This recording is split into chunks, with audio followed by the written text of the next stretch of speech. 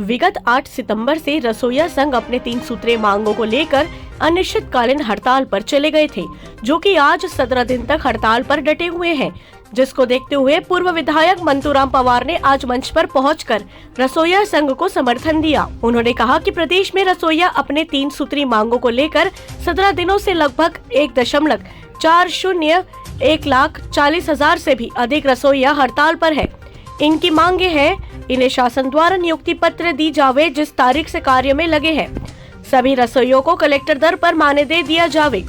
प्रदेश के सभी रसोइयों को बिना भेदभाव के शासन स्थायी तौर पर नियुक्त कर बीच में निकाल कर बाहर करना बंद कर दे। छत्तीसगढ़ शासन के कर्मचारियों में से सबसे मेहनती और अपने कार्य के प्रति निष्ठावान पर एक मजदूर से भी कम मानदेय प्राप्त करने वाले इन रसोइयों को प्रतिदिन 50 रुपए तथा माह में मात्र 1500 रुपए दिया जाता है। यदि राज्य सरकार में थोड़े बहुत भी नैतिकता है तो बिना देरी किए रसोइयों की मांगों को गंभीरता से लेते हुए मुख्यमंत्री भूपेश बघेल को कलेक्टर दर से मानदेय देने का आदेश जल्द से जल्द जारी कर देना चाहिए। पखानजोर से बिप्लब कुंडू की रिपोर्ट।